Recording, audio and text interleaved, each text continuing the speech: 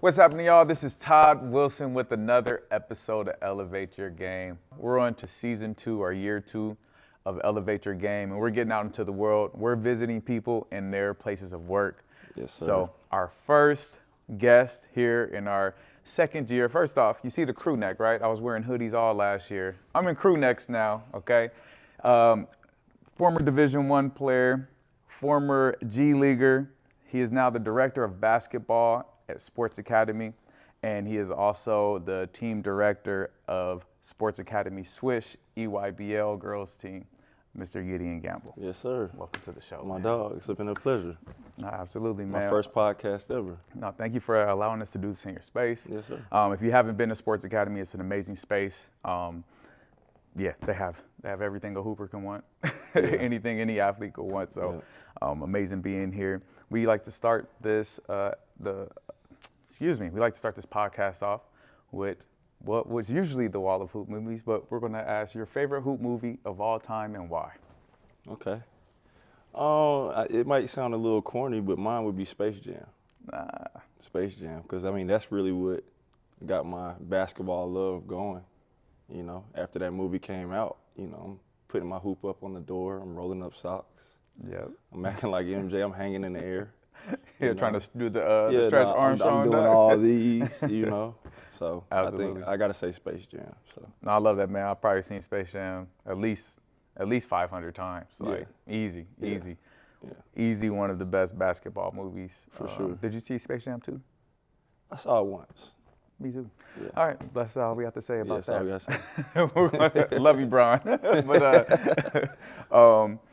But actually, they had some funny scenes though. The characters at the end were pretty funny when they, the fake Dame and Clay and all that. But Gotcha. Anywho, when did you fall in love with basketball? So in that time period, first, second grade, but I grew up, Capitol View and Ben Hill in Atlanta, Southwest Atlanta. So run and shoot was down the street from my church and where I grew up. So once I was old enough to go to run and shoot, that's when it really started, being able to get dropped off there for hours at a time, watching all the N1 players, watch all the local high school stars like Jamario Davidson and Vincent Banks, some guys that, extremely talented, and some high-level basketball from people that, didn't even go to college, but, they loved the game. It was intense. So I think that's where it started for me. Awesome. And then you said, so it's run and shoot, and that's a facility there? Yeah, so run and shoot in Atlanta, and they had one in D.C., was a 24-hour gym. Oh, what? 24 hours. You could hoop? You could hoop 24 hours, bro. Yeah, so it was on Stewart Avenue. They call it Metropolitan Avenue now. But like the best of the NBA, the R&B singers that thought they could hoop, the rappers that wanted to hoop, the N1 guys really before that really picked up. But everybody's in there. Man, that's so in that first court, if you had game, you could make it on that first court. At what age did you finally get on that first court? I was about 12, 13. I was about 12, 13. Because I could shoot it. I could shoot it. I got beat up a little bit, but I could shoot that thing. So I made it to the first court and never looked back. There you go. Yeah. So developing the skills to play, was it by watching? Did you have somebody developing you? You're a skills trainer now. How did your development come about? Honestly, I didn't have a skills trainer until, maybe I was 16. One of my AAU coaches, he did pre-draft work for guys, Derek Hamilton, who, I learned a lot from over the years. That was really my first skills trainer. But outside of that, I was outside. I was in the park. I was in the neighborhood. I was hooping. Just emulating the players around Yeah, you? and I was in the house, honestly, 9, 10. I'm in the house rolling up socks, shooting on the goal on the door. So for the people that don't know what rolling up socks is you know how you fold your socks? Yeah. You make them like a ball, yeah, and you shoot them into a basket or whatever it is. And those are the technical skills that you get your jump shot from. You have touch. Yep. That's where I think that's really where I got my shooting touch from. Because I didn't play on a team till maybe 5th grade. And so I just hit the ground running. I was shooting and playing. Wait, you started that late and played college basketball? Yeah, man. No, yeah, people don't understand. It's a different time now. Yeah. As far as the skills training, it's you have to go outside and just do it over and over. Right. And we didn't have the distractions of the phones. Yeah. We still had the dial-up internet and all that good stuff. So we were forced to go outside and socialize and, you know, and playing pickup games. If you weren't playing winning basketball, people weren't gonna pick you. Yep. You know. You had to figure out how to play the game the right way. Especially, I mean, then when you start growing a little taller, people pick you, but you could be tall and sorry, people still ain't gonna pick you. You know, so just growing through that. Once I took it serious and I started playing competitive ball, then I saw, oh, some kids are really, really good. What age did you start playing competitively? I say 12, no, 5th grade, I was playing with older kids. I went to a private school, so the 5th grade was on the same team with the 8th graders and 9th and 10th graders. Oh, nice. Yeah, so that was competitive because the physicality difference. And then I think 6th, 7th grade, I started playing in the rec league at the parks. 8th grade, I played on my first like real AAU team. Okay. What team was that? Atlanta Celtics. Oh, so you was with the Celtics when they Yeah, so I was with Coach James first. And they had, you know, some kids that Pittsburgh community, they're tougher kids, physical. And so I could really shoot the ball, but I couldn't handle it yet. I wasn't tough enough, you know, with rebounding yet. So I ended up playing with another Celtics team for 15 and under, which happened to be my coach the rest of the time, which is Winfred Jordan. And Winfred Jordan runs Atlanta Express. Yeah. And, you know, they produce people like Anthony Edwards, Steph Castle, you know, from UConn. And so, you know, me and his son, Pierre Jordan, you know, we grew up playing together and, you know, we grew in the game that way. Yeah, just took off. Yeah. Those games, the AAU scene, pretty similar, but a little bit different than just playing competitively, man. What are some of those moments that you remember playing at that level with those players who were, you know, college level, or some of them were pros, especially coming from Atlanta? Yeah, so for me, the first real experience was playing on that rec team at Sandtown. So Coach Knight. And Coach Knight was very similar to the Coach Knight that you know of in Bobby Knight, as far as a very intense coach. You know, he loved hard, but he coached very hard too. You know, so for me, that was my first experience of a real team. And so after that, experiencing that, I didn't blink an eye to any other coach. You know, like I just. And your parents allowed you to go through that? Oh yeah. What was their take? Like, I'm trying to get an understanding. I think it's good for parents to hear this. Is like, what did you think about your parents allowing you to have somebody tough on you that wasn't them? Yeah. So one, you have to understand this about my parents. My mom was the youth minister at our church in the hood. So she was already, you know, she loved hard, but she was very disciplined, no nonsense. So respect and respecting authority, you know, that never was a question. And they weren't the ones to point the blame to anyone. So if I wasn't playing well, if I didn't play a lot, it never was, oh, coach, you did this. You're like, well, what did your coach say? You got to do better. You got to rebound more. You got to play better defense. And what did that do for you? Now really looking back, right? We know what it did probably when you were younger, but really looking at it now, what did that do for you, that skills that you use in your life now? I mean, it gave me the confidence to figure it out. Just to know, like, one, it's not the end all be all. And if you really want to do it, you got to sacrifice and you got to work hard, and you can't just, it's not going to be us begging you to work. And they never had to beg me to work. They had to kind of beg me to come home and relax. 24-hour gym, I bet. Yeah, like I would go from my private school game to the rec league game in the same day, right? And that would be twice a week. Then on the weekends, all I wanted to do was hoop. So it was like they knew I loved it. Yeah. So that's why they didn't blink an eye to make the sacrifices that they had to, you know, to travel. Because, you know, at a certain point, everything financially is taken care of, but the travel is still a lot. Yep. And that time away from the crib is a lot. So, so I'm thankful for their stance in that. No, that's awesome. Yeah. Moving on to high school. So what was your experience in high school? You went on to play college ball, so how did that high school experience lead you to college? Well, I was fortunate to go to a great high school, Westlake High, that's produced a lot of high-level athletes like Pac-Man Jones and A.J. Moye and Cam Newton, amongst others, Chuma Kiki and Raven Johnson, who just got her jersey retired from South Carolina. So, I mean, there was a standard of excellence there. So when I got there, they were good. They were a young team the year before, and they were returning their whole team. So they were this guy named A.J. Johnson, who was one of the best players I ever saw up until that point, and Jerome Burney, who went to Maryland. So they had size for position. They had elite athleticism. And then you got guys like Cam Newton coming off the bench and Keontae Tripp, who both NFL players. Yeah. Hooping? Yeah. So the physicality. Yeah. And then just the the type of characters that we had on that team, it just prepared us to be confident wherever we went. But just that area of Southwest Atlanta, so much talent, like Banneker High School, Creekside High School. So Creekside had Eric Berry, and guys like that. But my very first game was packed wall to wall, So that was my first experience in high school as a freshman on varsity. It's like standing room only, hot gym, dim lights, And so that environment, that's what we became used to, and winning was, expected. But the work that we put in practice, that's the difference. And when you go somewhere else and they're not working and they're cutting corners, it's like, what is this? So I think that prepared me for everything else. Yeah. And having to work, because I wasn't the best player by any means. So that's another thing. It's just that perspective, and it kept you humble and hungry. So. Yeah.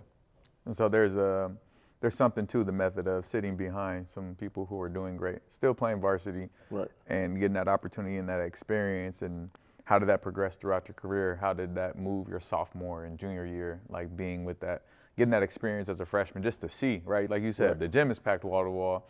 You probably don't have as much pressure as the next person, but you're in that environment. And so how did that move you through the rest of your high school years? So, progressing from a freshman where you're happy to get in the game, you hopefully we beat somebody by 25, 30, so coach can throw me in for 1 or 2 minutes, and maybe I get a shot up. And then sophomore year, there's more responsibility and more expectation from you, because now you've gone through a year of practice. You've seen your team go to wars. You probably didn't participate as much, but you're locked in, seeing the timeouts and the adjustments and the body language of people. But now your opportunity comes. Are you going to be ready? And how do you deal with failure? How do you deal with success? Do you get the big head because you hit a couple game winners? Like that, and that was kind of my case. I didn't get the big head, but I hit a couple game winners in some meaningful games. And so my confidence grew. I started getting scholarship offers. So, what age did you start getting offers? I think my sophomore year. Your sophomore year? Yeah, sophomore year. So I think like Tulane and Southern Mississippi and South Carolina, stuff like that. And I saw the work that others were putting in. And to be honest, there were people that I thought were the best players ever, and they didn't get that same type of college, recognition and offers. So there was like a fear of, all right, I have a lot more work to do than I thought. And so, let the fire under you. Definitely, definitely. And then, transitioning into, freshman, sophomore year, and you have AAU going on as well, right? Right. And so how does those whole worlds collide into you getting the opportunity to play college basketball, and how did that decision, come about? Yeah, so AAU at that point, we were an Adidas team, but you still would play other Nike teams because, we have like Kingwood Classic and Bob Gibbons and those staple events where you would see the best of the best. So I remember seeing Derrick Rose and Eric Gordon in the same backcourt and being like there's levels, Right. People like that, and then seeing the Lopez twins with EBO and DeMar DeRozan, jumping out the gym, and Kevin Love and Brandon Jennings. And so, you see that, all right, different regions of the country play in different ways. Like you got the Florida guys, Kenny Boynton and what's my man, Brandon Knight, guys like that. And then our rival was Pump and Run with Drew Holiday. And so in that organization, you got Klay Thompson on the second team. Right. You know what I mean? So it's like, that's where you see the California guys are skilled, can shoot. Then you see like Detroit, they have their own style. So it's just, it brings your awareness up of how big basketball really is. How do you survive? You got to keep working. Yeah. You got to keep working. You can't get too high, too low. But I think having the right people around you that's going to keep you humble. Who are those people for you? Well, my parents, we're grounded in faith. So I think that's the foundation of everything. So we're not contingent on, you know, what people think of us. We already know what's the main thing for us and what's our motivation. So having that established early, kind of, you have a different type of confidence. But then being around people that believed in what your potential is. So I know how that felt when, you know, as a 6'7" shooter, that wasn't accepted as much, especially when you have the ability to jump and they think you should dunk on everybody's head and stop shooting so many threes, except people see that that's actually a skill set. Yeah. And that's what makes you different from everyone. And they could teach you how to be intentional. So some people, they don't understand something. They talk down on it and they discourage it. And therefore with kids, you can see how their confidence is shaken. Yes. So like coaches say, no pick and rolls, because they don't know how to teach pick and rolls, right? Or just something as simple like that. Yeah, you touching my hot buttons. I hate that stuff, man. Like if you gonna coach, learn so you can coach. Yeah. The game is the game, and yeah, man, that stuff gets on my nerves to this day. So how do you instill that confidence in the kids now? Like, you know, you're taking that, like, you knew that you can shoot and people saying don't shoot or whatever it is. How do you coach through that if somebody has a broken jumper?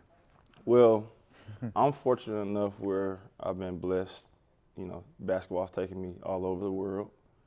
You've competed against different types of players. You've played with different types of players.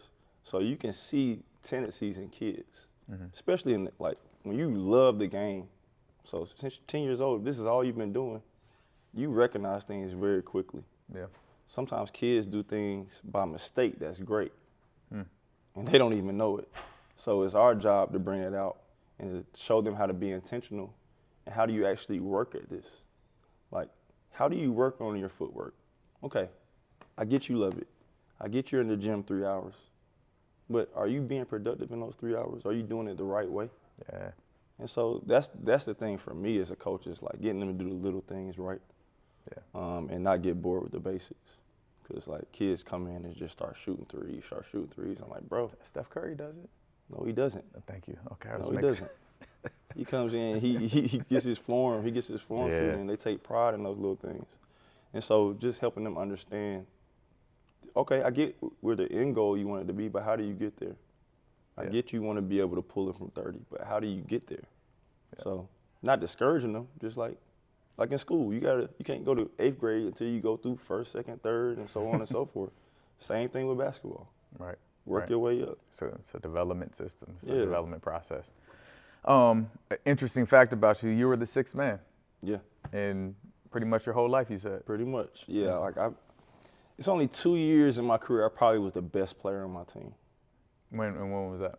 Maybe 8th grade. It wasn't in high school. No years in high school was I the best player on my team. Junior year, kind of, but not really, because I was inconsistent. You know, I didn't really have my identity as a player yet. College, not really. Like, I had the potential to be the best player, but again, inconsistent in my habits. So when my best was needed, it wasn't always there. Sometimes it wasn't always there. And then it takes away from your leadership ability when everybody witnesses, all right, you're up and down with how hard you work. Yeah. So then people ain't gonna listen to you. So I think definitely I wasn't the best player in the G League. You know, I battled being active, you know, so meaning there's 12 active players and 15 on the roster. So those 3, if you ain't in that 12 or whatever the number is, you're not suiting up. Right. You know, so I had to just to fight in practice and my individuals through injuries, you know, just to get on the floor. Right. Now, when I got on the floor, I did my thing, you know, because it's a sense of desperation at that point, because you want to get paid, you want to have good film so you can move on and get better opportunities. Yeah. But I think that's the motivation. Like when you see people that, at that level, it's clear, all right, he's different. Right. Like I was fortunate to play with some very, very good people at my position that I could learn from, you know? And so when it's my turn to lead, I was able to do that. So, That's awesome. yeah.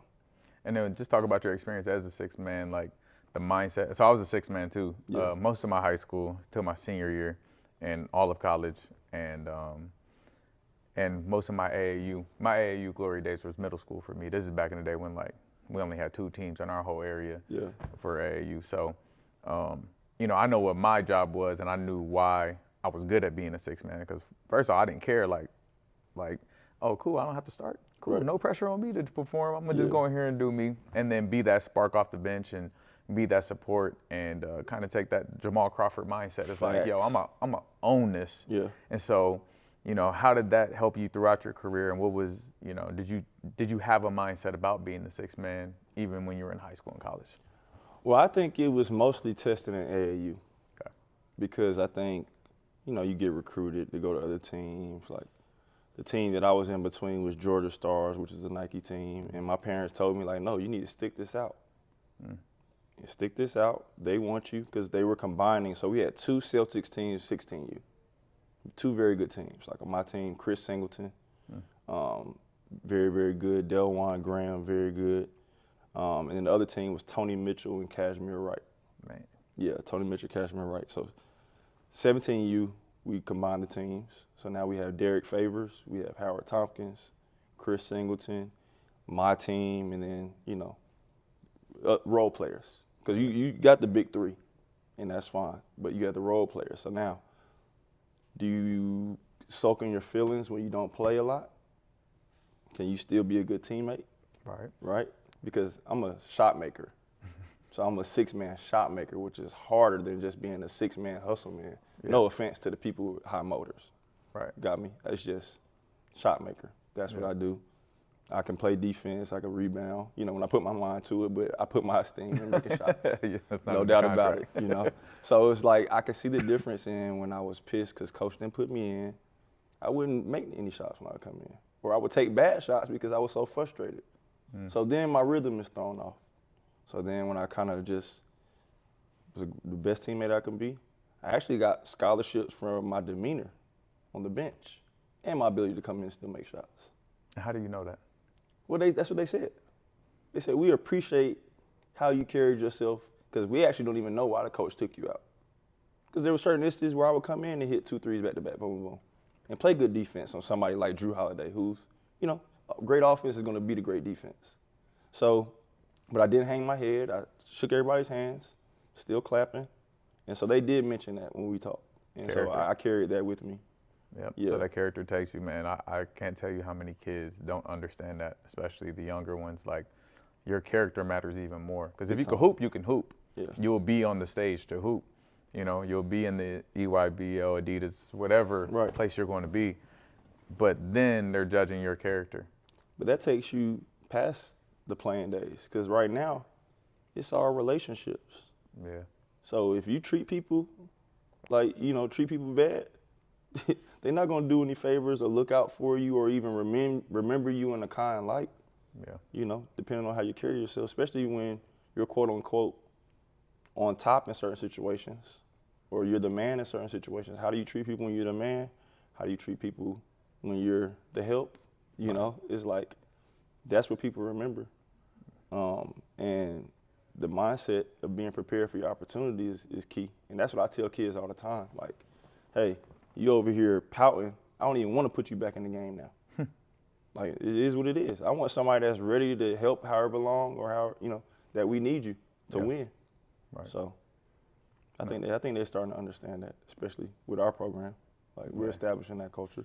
No, I love it. And that's what it takes, a coach and a leader to establish that, not be afraid, even if it's your good player, to use that bench as a lesson, a teaching lesson of how this game is. It's to build character at the end of the day and build, like you said, opportunities for after when the ball stops bouncing. So, no, I like that.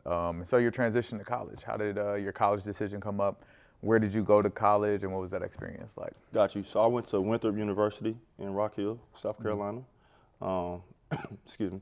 And my decision came down to who prioritized me from the jump. So it was between Winthrop and a few other schools like Xavier and UAB and Central Florida. And at that time, Winthrop was consecutive conference champions. in the NCAA tournament. They beat Notre Dame in the first round. So they had Greg Marshall as a coach, who ended up going to Wichita State and doing great things there. But I didn't want to be like a second-hand package deal type of recruit.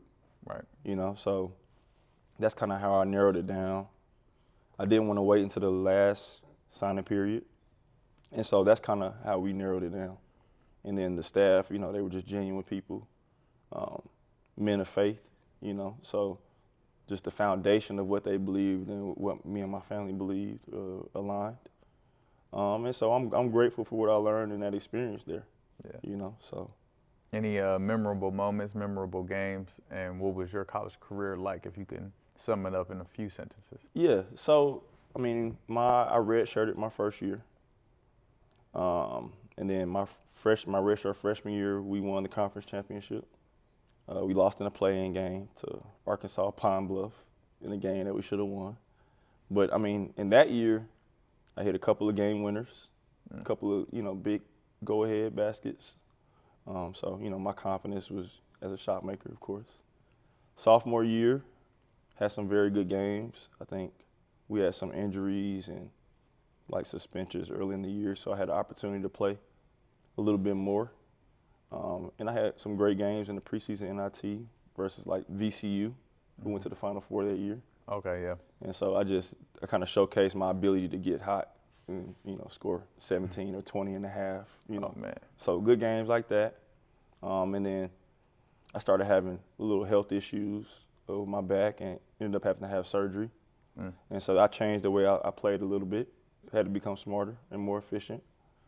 And then we had a coaching change from Randy Peel to Pat Kelsey, Pat Kelsey is the head coach at Louisville now. Yeah. Great guy. He was at College of Charleston, did great things there.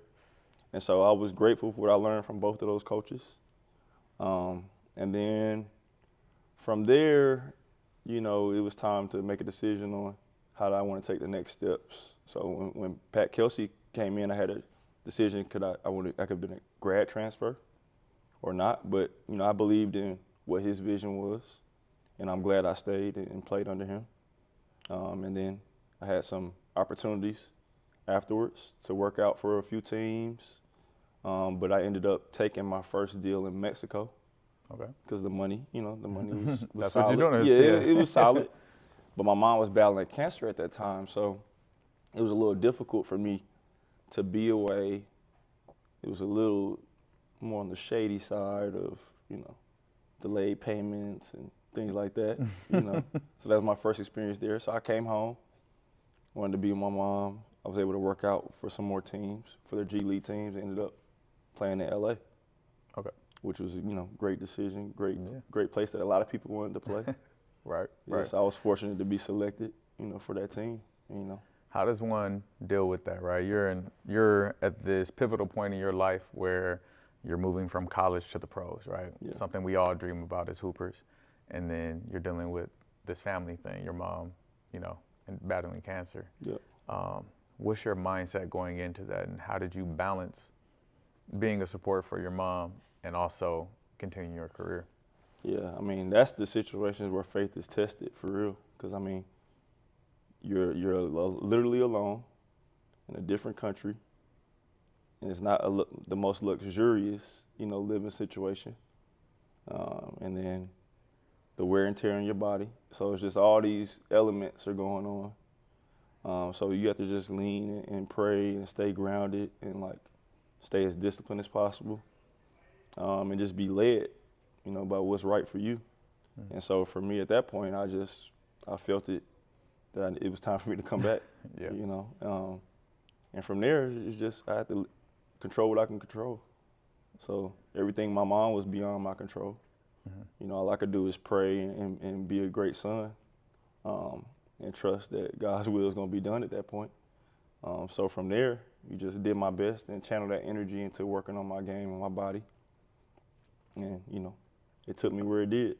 Yeah. And so you had to come out here for the LA workout, or how did that? It actually was in North Carolina. Bob McKinnon was the coach, and I think he's from Durham, Raleigh area. And so I changed agents. I had an agent right out of college. You know, great guy. Just didn't work out as far as what I needed. versus what his vision was. And I ended up being with Jamie Knox, and Jamie, set that up, and his relationships are great across the board. So he was able to get me in the door to work out. And so the work spoke for itself. And, So then that was the Defenders, or what was it? It was the Defenders. The LA Defenders then, okay. Yep. So it was Bob McKinnon, it was Thomas Scott, it was Luke Walton on that coaching staff. Oh, nice. Yeah, so great experiences there. I bet. And so what was that like playing in the G League? And this is before the G League. This was D League. It was the D. I was like, yeah, it was the D League then, actually. That's what I was about to say. It's like when it was a little less funded. Is the word I'm gonna use, right? So, you probably may have had a better experience in college, travel and all that than you did in the D League at the time. Right. Well, I mean, we were playing in LA. Yeah. And we were practicing in the same facility as the Lakers.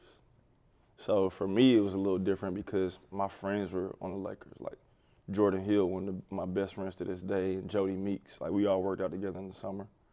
So it was a little bit more comfortable having those guys there. And then I had some great teammates. Like I had Jamario Moon, I had Manny Harris. Yeah, he still got bounce. I don't know how he does it. Manny Harris, Terrence Williams, Sean Williams, Brandon Costner. Like it was a lot of great. Kareem Rush was on that team. So I had a lot of great vets, a lot of talented people to learn from.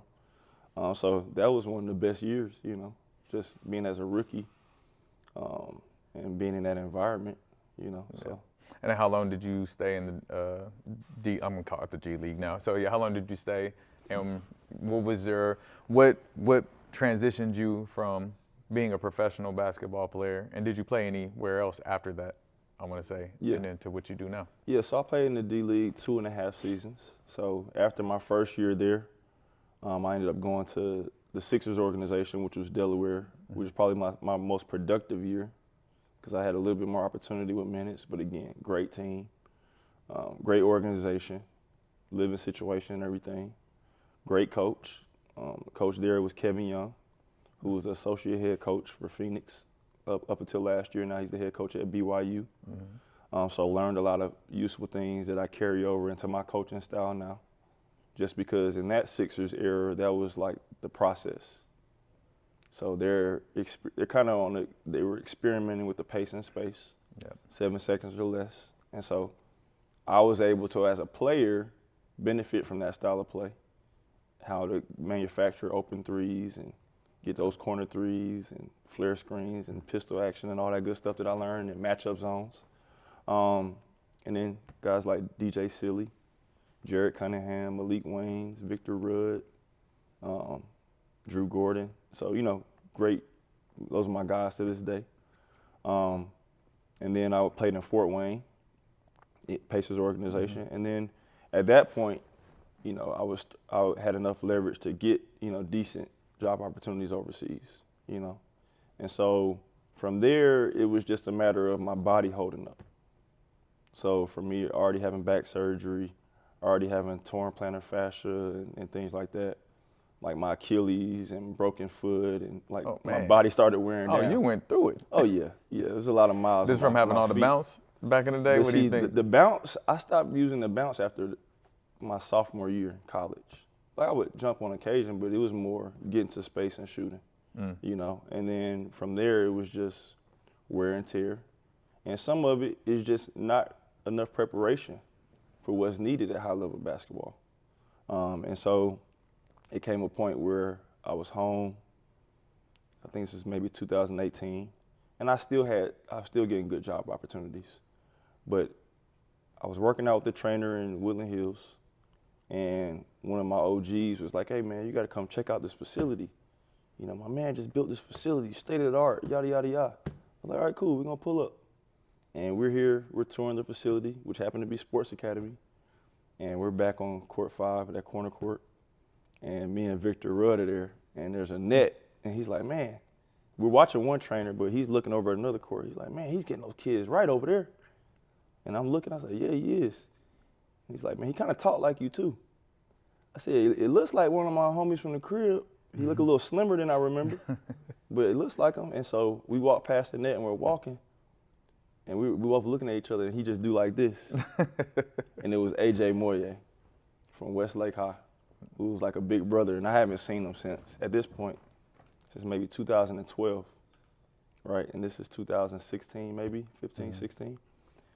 Give each other a big hug, you know, catch up, you know, good to see you, yada, yada, yada. Because he had a severe injury. He was playing in Germany. Yeah. And so I haven't talked to him since that incident. So I was happy to see him and know that he was doing well. Got his information. I started training with him the very next week. Wow.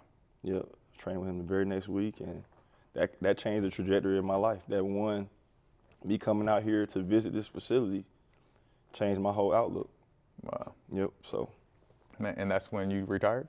No. Oh, okay. No. I still you're doing some played. training? Yeah, I still played. I was still getting good contracts. So this is 2015, 16. 2018, I was home, because this is after I broke my foot. My niece was in 9th grade, London. She was at Westlake High, ironically, out here, Westlake Village. Went to Westlake. Yeah, and his wife was pregnant, so he couldn't coach his 8th grade boys team. And so I was training with him. I was about maybe 75%. This is maybe November. So I was planning on going to like somewhere in Latin America for the summer. And so he's just like, hey, can you coach my 8th grade boys team? Because I can't travel with them. And so he's coaching with West Coast Elite. On his team at this time is Shashay Henderson, Isaiah Sherrard, ZZ Clark, and a couple other very, very talented kids. So I'm like, cool, I'll come in and coach. And went on a few trips with them. Enjoyed that experience. That's my first time ever coaching. You know, I wasn't training kids at that point. And fast forward to Kobe Inc. gets involved with Sports Academy and becomes Mamba Sports Academy. So fast forward to February, you know, it's closer to when his wife is about to have the baby. And he's like, man, I got to take this time off when she had his baby. Like, you know my stuff. He said, I'll outline it for you. You put your little twist on it. You love kids. Like, train these kids for me while I take this time off. Man. And so he put me in contact. I had my interview in the same room. You know, I started off doing small group sessions. And he came back 2 weeks later. I had my own full slate of clients. So I'm training. It's time for me to get ready to leave. So this is about April, May. And he lets me know that Kobe wants us to bring the boys team to practice with his girls team on my birthday. Yeah, June 2nd. Yeah, on my birthday. So I'm like, go to Argentina or practice with Kobe? Right. Yeah. So you know what I decided. You know what I decided. And so, you know, I had my brief experience with Kobe from my time with the Defenders. Okay. I was fortunate enough to rebound for him for a time because before that he never spoke. You know, so you pass him in the hallway, he just laser focused, you know. And so I had somewhat of a relationship there, and we had that practice. He was like, all right, y'all got him. He sat down, and we ran the practice. And so we did that every other weekend, you know, throughout the summer. Most, you know, blessed time ever. But yeah, and that's when I decided, all right, I don't think this is a coincidence. Right. You know, maybe I just turned the page sooner than I wanted to. And, you know, of course, that's a tough pill to swallow. Yeah. But I was fortunate to have my niece and my extended niece and Mariah to pour that energy into. Mm-hmm. And then other kids in the area that, you know, were introduced. And, you know, I was able to just turn that page. Man, that's awesome. I mean, God sends moments and people in our life at a certain time and gives us that opportunity to make that decision. Yep. And I'm sure you're grateful for it now, right? To definitely. see how what it turned into, and we're going to talk about where you are now, right? Starting off as AJ's a help me trainer, right? Yep. To being the director of basketball here and all the great things that you've grown this place into in the last few years. What was your most memorable experience with Kobe while being able to be, you know, just around him and his presence? Yeah, I think it's just having those genuine conversations. Just, he was such an open book as a coach, you know, and anytime something sparked someone's interest around him, he would really pour into that. And I think one of the best experiences was when we had the mini camp with the players here. That Phil Handy ran, and they had the best of the best trainers throughout the country come. But funny, I don't think I've ever told this one, but they had photographers coming, right? And so as employees, they wanted us to get out the way. They wanted us to kind of like sit in the bleachers. And I was like, all right, cool. So I'm sitting back in the bleachers, and I see Kobe looking around, and I don't know who he was looking for. And he waved me over, so I'm like, oh, Kobe waved me over, I'm going. Right. And so I was able to sit next to him while they were working out and just talk about things and talk about concepts. And I think those type of conversations about teaching the game, I think were the most memorable thing ever. Yeah. And just having those spirited, genuine feedback from him, like it was memorable. So That's awesome, man. yeah, That's awesome. And so you're transitioning to being a trainer, having a book of clients, retiring. yeah. What was the moment that you actually accepted that you're retired? Do you remember that actual moment? And I'm gonna say that burden lifted, because it's a burden sitting on you for a long time, right? Yeah. That It I should be wasn't- hooping. It wasn't the first year of me training, because I could still really play at a high level, and I could still really shoot the ball at a high level. And so it kind of was difficult, because the way the game has gone and how 7 and 8 3-point attempts in the game is widely accepted. Yeah. That's where I kind of was like, all right, do I need to go back and work out and play? Because those opportunities were coming. But it's probably a year after. Yeah. So maybe it probably wasn't even until COVID that I was at peace with not playing. Yeah. Yeah. Man. So now, where have you grown this place into? What kind of opportunity, or you and your team, and did you envision this place having this much impact on this community and the basketball community when the first time you walked in here and started working here? I mean, I can't say that I did. I mean, I saw how beautiful of a place this was. I saw the impact it had on the basketball world as Mamba Sports Academy. I know what the tragedy ignited in people in their thought process and Mamba mentality. But I knew this community, they were investing in the youth's future. So if their kids love something, it was evident that they would invest in that. And then we had high-level people. Like A.J. Moye is one of the best as far as mentors and basketball minds. So them having him, like that was already powerful within itself, but he was only one person.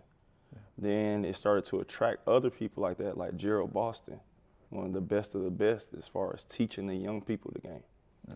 And so we had the people, we had the beautiful facility, so it was like, it was inevitable, and it was just, I was fortunate enough to get that opportunity, to have leadership in it, but that had to be earned over time, and I think people saw how much effort I put into it, and other people that had the same vision, they put forth so much effort too. It was just only a matter of time where it clicked, so I can't really say it was because of me. It was going to happen, right? What's the toughest part about growing a basketball organization? Patience, the right people, being able to effectively communicate, the vision and how you would get to the end goals that everybody wants. But ultimately, it's patience in the process. Yeah, and I've seen your leadership grow from the last 2 years tremendously. What would you tell somebody in your position, right? Starting in a position where they see opportunity ahead of them, whether that's as a basketball player or in an organization, a basketball organization, or wherever place they're in life. How do you grow your leadership and the people around you so effectively in a short amount of time? I think you got to do the work before you get the title. So you got to go over and beyond. You can't do the bare minimum and expect people to give you anything. But also, you can't undercut the leadership ahead of you. Sometimes people think they're going to advance by, talking down or not supporting leadership, when from the book that you recommended me, 360-degree leadership, you can lead from the middle. You can do your part and you can influence others around you, to do great work by being that example. So I think it's just being disciplined in your routine, being persistent, but letting your work speak for itself, and letting others exalt you and not you beat on your chest saying, look what I did. I think over amount of time, you keep doing that work, it'll speak for itself. 100%. And I think the thing I've seen you do is you truly invest into people. Like, you really try to build relationships and foster those relationships, and for nothing. You're not looking for anything out of it, whether it's a kid that you're working with. Right. And, I've seen you do shooting lessons where, they're slow paced and you are patient, because these kids think, oh, I'm being patient with this trainer trying to help me. Yeah, we got to be patient too, because you ain't listening. Facts. you ain't doing what you said or what we're telling you to do, right? And so I've seen your patience in that, and then your patience with your team, and just being around me when you were actually at core too. Let's not forget about this. Sure, yeah, for sure. Thank you. Learned a lot. And just being a part of the environment and knowing how to impact it without changing it, right? Right. And it slowly turns into what, like, we do 2-foot finishes first. Like, all right, so Gideon, let me tell you a story. Listen, Gideon came in the court like, hey man, what's all this same hand, same foot finish stuff, right? Like, these kids off balance, they gonna break their legs. And I'm like, what you talking about? Man, I got Sky Clark, Mike Price, like, what you talking about? I got dudes that came through this program. And he was like, bro, it's progression. It's progression. And then so the first time we talked, it wasn't a talk. I didn't want to listen to him. But then we actually sat down, like, let me actually listen to Gideon. I think he knows something about this. And it probably took a month of just real conversation of, hey, this is why, this is how we can do it. You can still do your 1-foot finishes if you want to, but they got to do 2-foot finishes first. And they have to make sure they're doing it the proper way. So, man, I appreciate that. And that conversation with you has opened my mind way more to other people, the other trainers that we work with, to really listen to them. Yeah. And for me, like, hey, actually, we made you part of the team because you have something to give to this team, not just to listen and do exactly what the curriculum says. Right. No, let's build, let's develop. And so it's changed a lot. Like, you got to come by core whenever you I got to come pull up. It's changed a whole lot. A lot more, our impact is skills training, but we're like, man, people are losing how to play the game and how to do it properly. And, man, you sparked that in us, just so you know, man. I appreciate that. And I appreciate that leadership, because most leaders aren't going to be open to change like that. Yeah. Especially when you built something.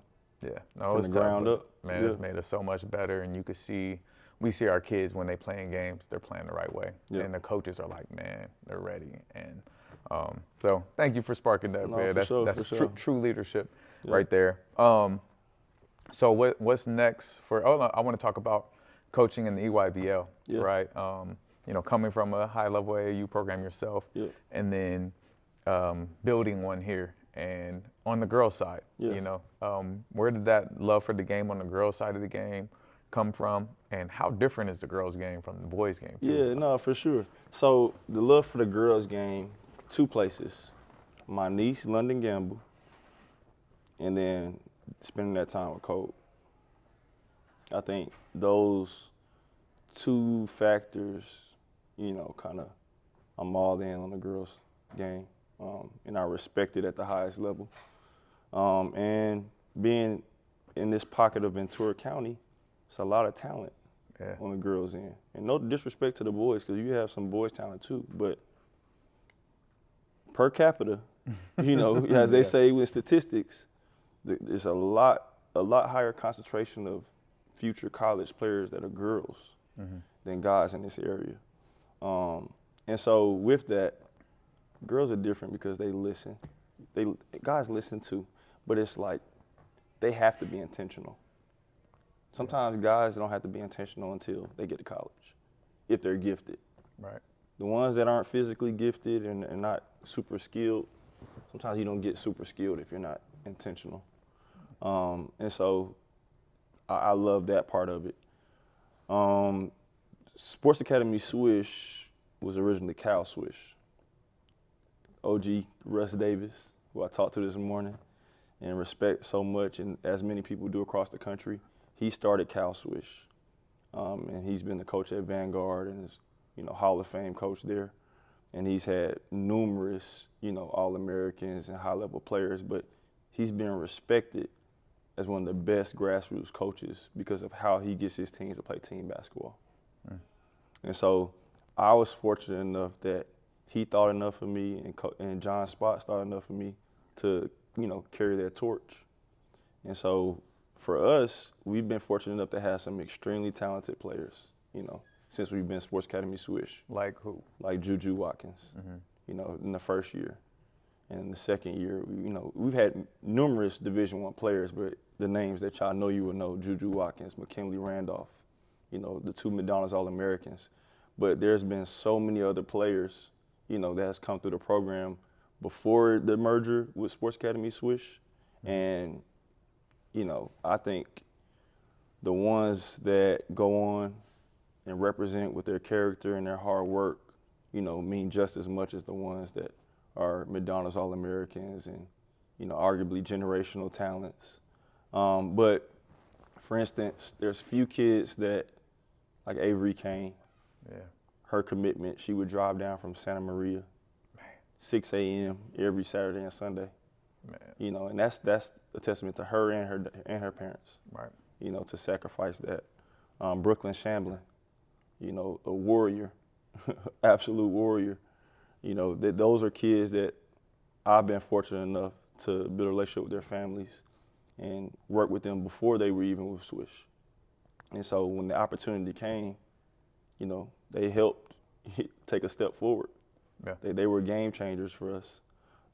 And now that we have the youth, the young ladies on the youth side and the boys, I think that's probably my best part of the job.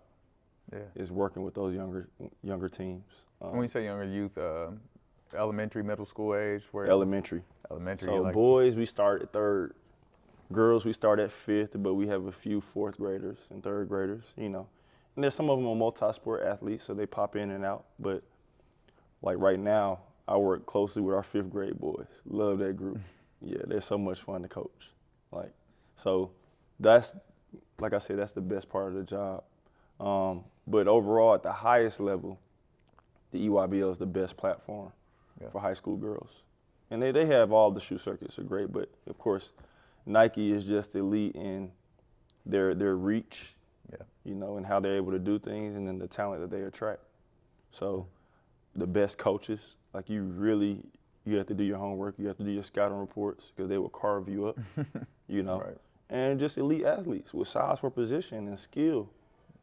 From all ages. You got Kalina Smith pulling, 2 steps over half court. Crazy. And they have athletic bigs and wings and so it's just a lot of different, like Caitlin Clark's organization, All Iowa Attack. She's not the only one. They breed them like that, you know what I mean? So much respect to everybody in the EYBL and all those directors that they show a lot of love, Boo Williams, the OG. Everybody's so supportive, so just learning a lot from being in that environment as well. Yeah, and what's the biggest difference between high-level boys basketball and high-level girls basketball at the high school level? Well, high-level boys, the size for position and athleticism, You keep saying size for position. Explain that, because I think a lot of 5'9" people don't understand that who are trying to be point guards out here. So talk about that. Okay, so what I mean by size for position, you are what you could defend. You are what you could defend and what you rebound for. And then offensively, every wing wants to be a point guard and every big wants to be a wing, right? Some of them are actually able to do that. Like for me, I was a real 6'7" shooting guard. So defensively, was I guarding point guards all the time? No. Could I do that for stretches? Yes. But also, are you able to think the game and facilitate for your team and pick your spots and throw people open and execute down the stretch in the half court? Are you able to fight over pick and rolls? Are you able to play hard and communicate and make shots? So for guys, point guards are now they're between. You could be a smaller point guard. Right. But they also are 6'2", 6'5", 6'6" that are real point guards, meaning they're really running their team. Yeah. They are really pressuring the ball full court. They're navigating pick and rolls. They're stringing out pick and rolls, right? They're throwing people open. And then you have shooting guards that are really lasers, like Michael Porter Jr. He's a laser. Yeah. You know, he's able to put the ball on the floor. He's able to defend. And then you have skilled bigs. So yes, they're big, but they can do everything. They can dribble, pass, and shoot. Right. They can operate out the high post. They can shoot from the top of the key. So it's just, are you able to play good basketball and do that? Yeah. And that's the pressure that the international game is putting on us. Right. Because they're not only skilled, but they actually have, for the most part, high character people and good teammates, playing the right way. Yeah. With high IQ. You know? Yeah. So I think the size for position, people have to take that into account for the people that are like 6'1", playing at 3'4". Right. Yeah. Right. And then so going back to boys and the girls side. So boys is size for position, athleticism, those things. What about for the girls side, high level girls side? Well, girls side, size for position is still a Same. real thing. Just like one of my good friends, Mo, he brought his team out last weekend, FBC United, one of the best teams in the country, no doubt. But across the board, they had a point guard, Aubrey, who's like 5'9", 5'10", but it's 6'1", 6'2", 6'2", 6'3" and 6'4", but they're almost positionless. They can all guard the wing. They can all post up. They can all shoot. Man. Right. And so that's where the high-level girls game, size for position and skill, but then also feel and understanding. So certain people might not have all the athletic gifts, but they're not wasting movements. They're not wasting dribbles. They're efficient moving the ball. They can shoot the ball. They can finish, so they can play winning basketball. Yeah. But at the end of the day, when you have a 5'9" player on a 6'1", 6'2" player that's doing the same thing, like when you watch the women's NCAA tournament and you look at the size of those players making those moves, it doesn't look the same on TV, but when you see it in person, Oh yeah. it's a lot different when you're fighting over a flare screen from a 6'4", strong forward versus a 5'9". Yep. Yeah, so it's just, Yeah, that length. I heard people talking about Bronny and how slow he was shooting in the the combine. Did you hear about that? He I've made a seen bunch of shots. They're like, he's shooting so slow, he's not coming to the gym. Yep. It may look slow. That man hit all those shots every day of pre-draft as well. It's Yep. like, people's perception of what the game really is until you get on the floor. I have to tell parents all the time of the 6'1", barely athletic shooter, hey, I think he could play EYBL or circuit. Come on. Go ahead. Go to one game and see if you can survive and see the difference. Now, is it possible? Yes. Absolutely. Yes. I don't want to take anything You got to from be anybody. a dog on defense. You got to be a dog on defense. You have to be a disruptor on defense. You have to be able to play the right way. The ball has to flow. Yeah. And you got to make shots. That's it. And it's hard to be contingent on making shots. Man. So what value you going to add outside of that? Exactly. Yeah, so. Exactly. If you had one word or short phrase to explain your relationship with basketball, what would it be? Ooh, that's a loaded question. One phrase.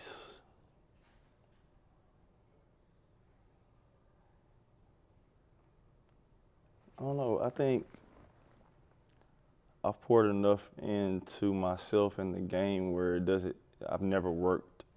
I've never had a job where that hasn't felt like work. So like your resource. Yep.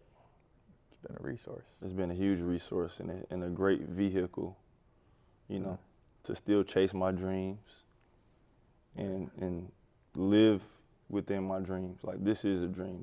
I tell people this is the second best job after playing in the league. Right. And I'm just saying that because I didn't play in the league, so Yeah. But as a dream, that's what I would want. I would love to be able to work with kids all day, and teach them the game, and help be a resource to their future, whatever they want to do, using the basketball as the great equalizer, because we come from different walks of life, we believe different things, but basketball is the great equalizer. So I think that's the blessing. So I don't know what phrase you take from that. That was a little ramble. No, I think you said it. You're a resource, and you said you're a resource in your vehicle. Yeah. There you go. You're a resource in your vehicle. I like that. Yes, sir. I like that. Awesome, man. We're going to hop into our next segment. It's Fix the Net. We normally have a little hoop here that is not here, and you actually get to fix the net, but we're just going to go ahead and move forward. Got it. A misconception about yourself or the game that you want to make clear to people. Let me do the game first, and then I'll do myself second. So the misconception about the game is that the more time you spend with the trainer, the better off you'll be. I think that's a misconception. I think sometimes, I'm not saying people are stealing money, but No, people stealing money. I'll say it. Yeah, You don't want to. yeah, People stealing money. people are stealing money. Yeah. But I think we don't focus enough on doing the little things right to get real value out of being with the trainer. Yeah. Now, some trainers will hold you accountable to the smallest detail. Some aren't able or willing to risk, correcting a high-level player. But too many workout warriors. So they think, oh, well, they work so hard and they train this much of the time with their trainer. Why aren't they playing, or why aren't they doing well? It's because they're not able to put it into context to know why and what moves they do where, or how to be disciplined, shot discipline, how to be consistent and make adjustments in real time without the downward spiral, and the self-doubt and the looking over. So I think that's the one misconception, is that you just need to spend time with your trainer. No, you need to have a plan. You need to stick to it. Talk about it. Yeah, so I think that's the thing. It's a team. It's a team that should be around you. Yeah.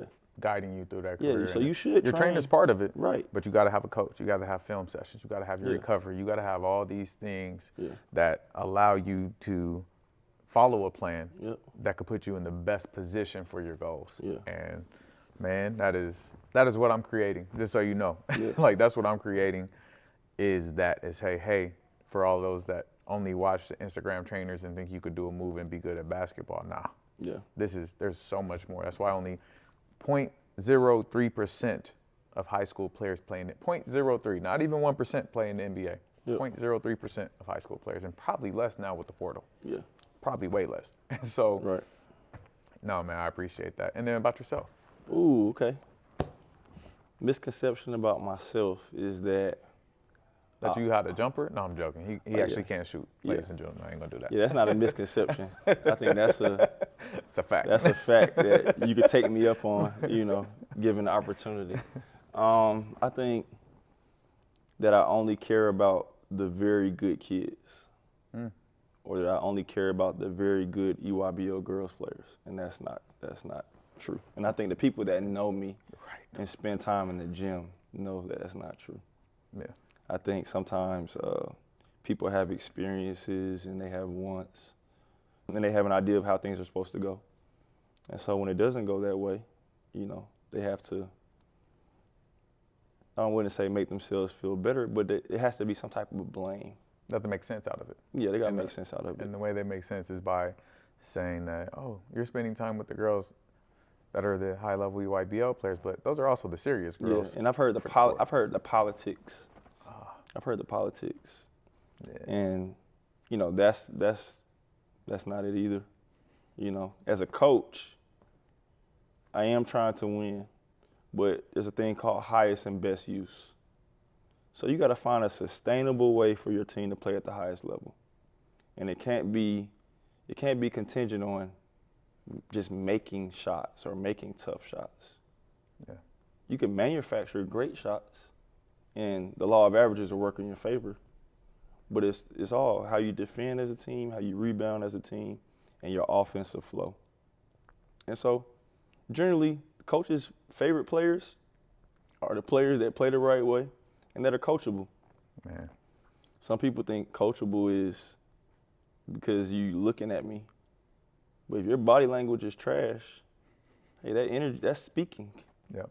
That's speaking to us. And so I think having favorites is relative, Yeah. Because there's kids that I personally love them like my niece. I love their family that have left because they haven't got what they wanted. And there's no hard feelings. There's no hard feelings because they're not my kids, and you gotta do what you feel is best. Right. Right. But it's like we gotta be able to tell you the truth. Yes. Yeah. I think a part of coachability now that we didn't have coming up is your parents. Yeah. Do your parents allow me to coach you? Yeah. That's part of coachability. Now we don't have to worry about that. Like you said, my mom was the same way. Like, what'd your coach say? Follow what they're saying. Yeah. To be coachable, I'm not saying you don't listen to your parents, but your parents have to allow you to just be coached. They don't want them to fail though. They don't want them to feel, oh, they're hurt. Their confidence is down. Hey, basketball is an emotional roller coaster. Man. So you can't panic. Right. We're not doing anything detrimental to them. Right. Right. We're walking in love and how we're teaching them. Right. This is inevitable though. Like you're gonna go through it. You're gonna have bad Get games. it done early. I tell people in the middle school, all my kids are middle school. I'm like, hey, let them sit the bench now and feel that. Let them go through this. You're gonna have bad now. days. You're gonna have a lot of bad days. Because in high school it gets worse. Yeah. In college, oh man, it's a business. Yeah. And you go pro, it really is a business. So it's a lifestyle. But see, sometimes when we have a false sense of security and confidence in the wrong things early on, when we get in them deep waters, we ain't strong enough to swim on our own.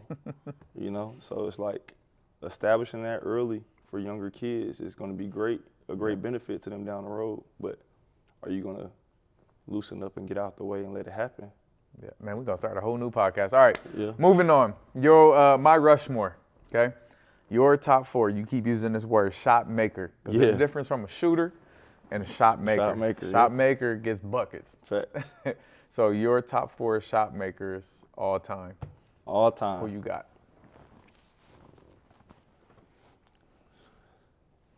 Does it have to be somebody that we watched in real time or just that we know? That you know. Because I can say Larry Bird. I know Oh, yeah, Larry yeah, that's Bird. good. No, Larry that's Bird is one of the best 100%. shot makers. It's hard to leave Mike off of there. It's hard to leave Kobe off of there. But I just have to think this out loud with you. No, this is what this show is for. Okay. Speak your heart. Because T-Mac, T-Mac. I would love to say T-Mac. Man, T-Mac was cold. But I also would love to say people like Joe Johnson and Lou Will. Mm-hmm. I think you're missing somebody very important, but I'm gonna just let you talk because it's gonna be on mine. Okay. So so keep on going. Larry Bird is on there. All right, so we got Larry. We got one locked in. All right. Michael Jordan is on there. MJ.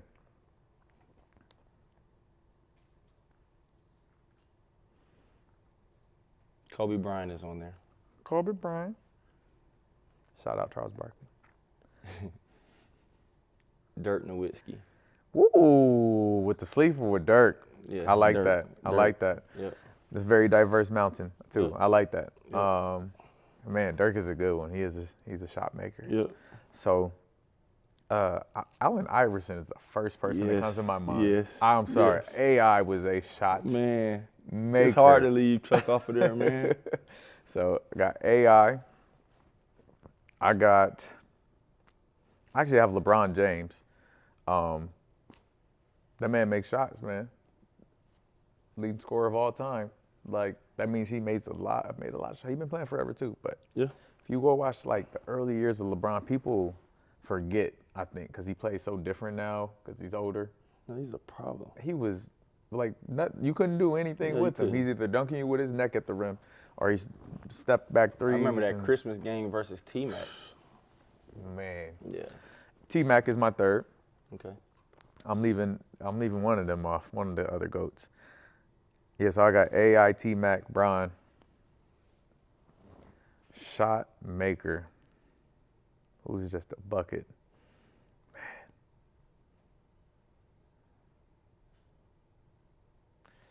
All right, so here's who I'm deciding between, okay? I got my MJ, Kobe, but I also have Jamal Crawford there. Yeah. I got Jamal Crawford there because he's just a bucket. He just doesn't, and Lou Will is in there. I'm trying to think of,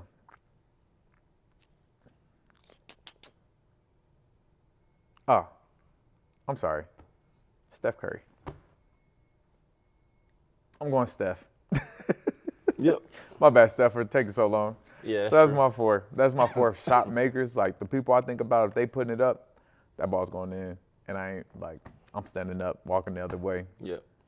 Those are the ones. That's a good list. Yeah, yeah. Steph is definitely, Yeah. just because I said shot makers and not shooters, but he's definitely a shot maker. I think he's both. Yeah. Yeah, Like he's I think definitely a shot at maker. first he was a shooter, and then he started with the handle, and then started getting to the rim. Yeah, and the Flow game finishes. is crazy. Him and Kyrie could have been on that list. Yep. Oh, Kyrie. Oh. Yeah, Mount Rushmore is tough, bro. I know, that's why we have it. Yeah. That's why we have it. Now this is stuck. It's on video forever. So Yeah. I'm telling Kai that you said that. No. Oh man. All right. So this is where we flip the script. You are the interviewer. I'm the interviewee. 2 questions for me. Could be anything in the world. Okay. What's the most difficult thing about running a youth organization? The parents. Yeah, that was an easy one. I knew the answer. I'm not gonna I knew the explain. answer. No, I mean, I'm gonna tell you why. It's not the most difficult. I don't know if any of it's difficult. It is. Okay. The parents, because of the expectations and the education that the parents do or do not want to get, is so important. 90% of my parents are so receptive to the information I have and trusting the guidance I'm trying to give them, because I've been doing this for core for 10 years, but I've actually been doing it longer than that, just in general. And so their acceptance of that guidance, that 10%, the problem with the 10% is usually the kid with the most talent, and the parents think they can be LeVar Ball. There's only one LeVar Ball.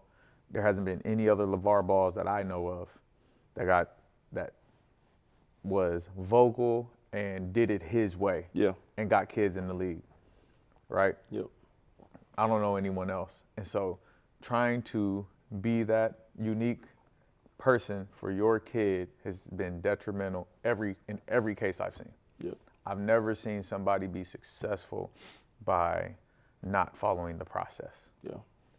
When the process is trusted and you follow a blueprint to where you're trying to go, things turn out for the best. Whether your kid plays basketball in college or wherever or not. And I think that's what's important, because I've had too many kids put all this pressure on themselves because the expectations of the parents, to where they don't even hoop by the time they're in their junior, senior, college, and freshman in college.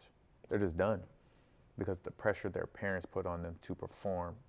Some of it's from themselves, but that's the parents' job. Is like, we as coaches can only do so much when we're 2 hours that we're with your kid. And we try to do our best for the most part, the good coaches, let me say that. So as a parent, just like we're an extension of your home, we're going to hold them accountable for maturity, accountability, and all those things. We need you to be an extension of what we're trying to show them too on the basketball court. And with this, it's like, hey, it's a process. Just work hard. Give them the formula to the parents and families we deal with most of the time are actually very successful in life.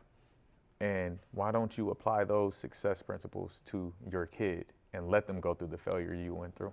But speaking on that, sometimes parents are successful in other walks of life, in other industries, and they think that their path to success automatically can be their kid's path to success. And they're thinking, well, I did it this way, why can't you do it this way? That's true. Right? And that's a lot of the time why kids fall out of love, or if they even love the game, because it's contingent from what the parents think. Yeah. Like if they didn't have a good game, they taking their phone, right? That's crazy. Yeah, so it's just, I don't know. No, parents, like teach the life principles. Don't teach the basketball. Don't give consequences for basketball. I say this all the time. You could talk about character and you could talk about effort. Those are 2 things that a kid should have regardless of what they're doing. Yeah.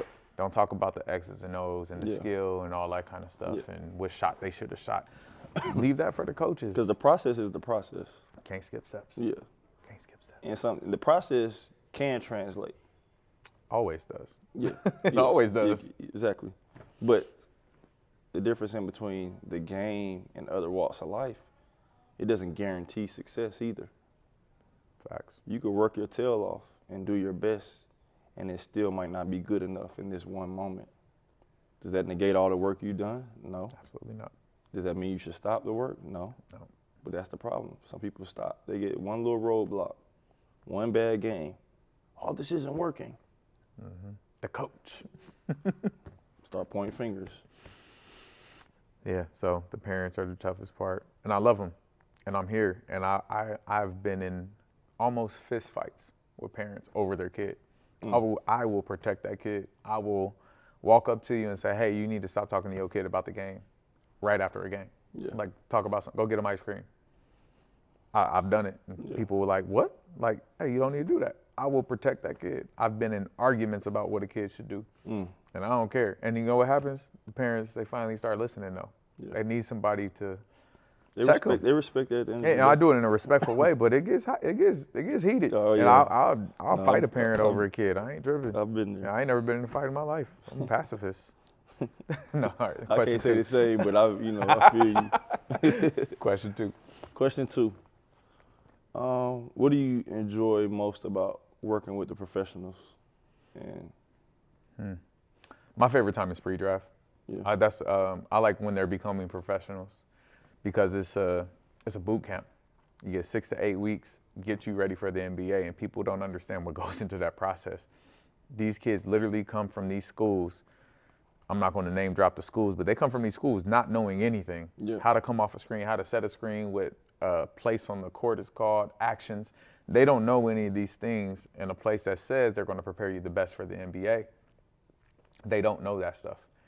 And being able to teach a young man, I've only done pre-draft for the NBA, a young man that stuff that they're going to have to use in summer league in a month is amazing because how fast they catch on. Right. And you see that process. The first week they dead, the second week they're tired, the third week they missing their family, and then boom, fourth week they get it. And so just seeing that transition and teaching them to be a pro in that boot camp setting is my favorite thing, man. That's why I actually really only do pre-draft now. I don't even work with like pros in the summer like I used to. I'll get in there maybe a week or so. And if Chris calls me, go work with somebody. I enjoy watching y'all, man. Yeah. And because I mean, for me, I'll probably have 2 to 3 NBA guys this summer that will work, for a few weeks at a time because they be in and out. But I do enjoy that process of seeing them transform from college players to young pros. So Yeah. respect to what y'all do. No, thank you, brother. Yeah.